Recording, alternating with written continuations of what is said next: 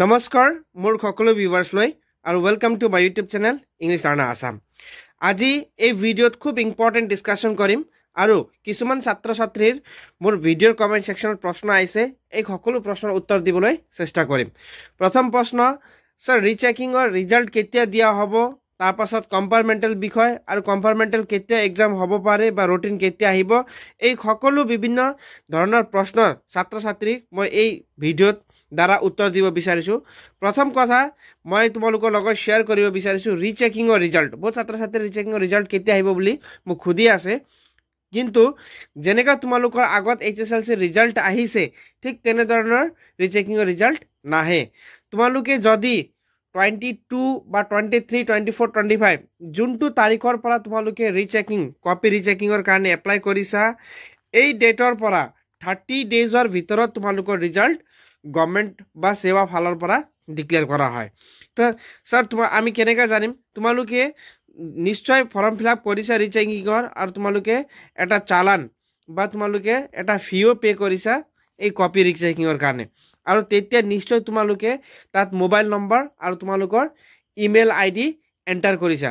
তো তোমালোকক mobile number যোনটো দিছা ফৰ্ম ফিল আপ কৰোঁতে, তো এই মোবাইল নম্বৰত তোমালোকৰ টেক্সট মেছেজ আহিব আৰু যোনটো ইমেইল ID দিছে তোমালোকে তাতেও তোমালোকৰ মেইল এটা আহিব বা ৰিজাল্টটো তোমালোকৰ মাৰ্কছ যিখিনি টোটেলিং কৰা হৈছে এইটো অলপ বৃদ্ধি হৈছে বা তোমালোকৰ যিকোনো ছাবজেক্টত তোমালোকে 1-2 মাৰ্কছৰখিনি ডাউট আছিলে এইখিনি ইম্প্ৰুভ হৈছে নাই, এই সকলো ডিটেইলছ তোমালোকক টেক্সট মেছেজত অথবা তোমালোকৰ মেইল IDত মেছেজ কৰা হ'ব।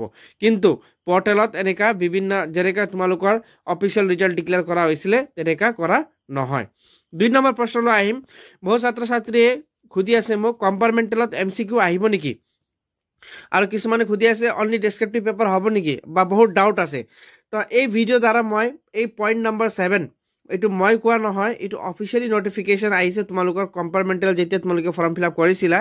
ইয়াতে যদি আমি 7 নম্বৰ পইণ্টটো চাওঁ, ইয়াত স্পষ্ট লিখা আছে যদি তোমালোকে এই 4টা কোৰ ছাবজেক্টত ফেইল কৰিছা, কোনটো 4টা কোৰ ক'লে ইংলিছ, মেথ, সোশ্যাল সায়েন্স আৰু জেনাৰেল সায়েন্স, যদি এই 4টাৰ ভিতৰত যদি কোনোবা এটা সাবজেক্ট তোমালোকে ফেইল কৰিছা বা দুটাও সাবজেক্ট ফেইল কৰিছা, তেন্তে এই 4টা সাবজেক্টত আগৰ দৰে তোমালোকৰ MCQ থাকিব আৰু অবজেক্টিভ কুৱেশ্যনো থাকিব, অৰ্থাৎ ডেছক্ৰিপটিভ পেপাৰো থাকিব।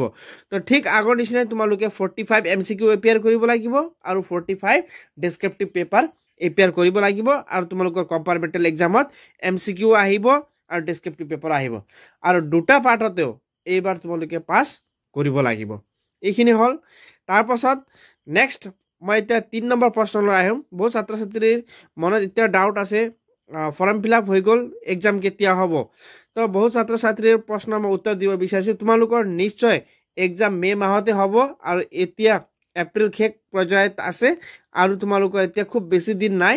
হয়তো তোমালোকৰ প্ৰথম সপ্তাহতে তোমালোকে মে' মাহৰ প্ৰথম সপ্তাহতে তোমালোকে নিজৰ ৰুটিনটো চাব পাৰিবা, কিয় তোমালোকৰ এক্সাম হয়তো 3rd উইক অফ মে' পৰা আৰম্ভ কৰিব পাৰে।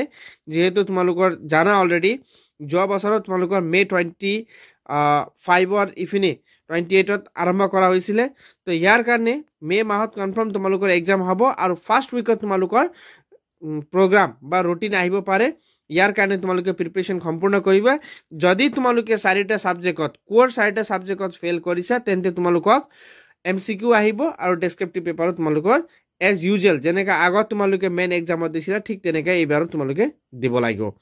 এই ভিডিঅ'টো যদি তোমালোকক ইনফৰ্মেটিভ লাগিছে আৰু প্ৰশ্নৰ উত্তৰ পাইছে যেন ফিল কৰা, তেন্তে কাইণ্ডলি চেনেলটো ছাবস্ক্ৰাইব কৰিবা, আৰু ঠিক এনেধৰণে ইনফৰ্মেশ্যন পাই থাকিবলৈ সকলো বন্ধু ফ্ৰেণ্ডছৰ লগত এই ভিডিঅ'খন শ্বেয়াৰ কৰিবা আৰু চেনেলটো ছাবস্ক্ৰাইব কৰিবা। থেংক ইউ ফৰ ৱাচিং দ্য ভিডিঅ'।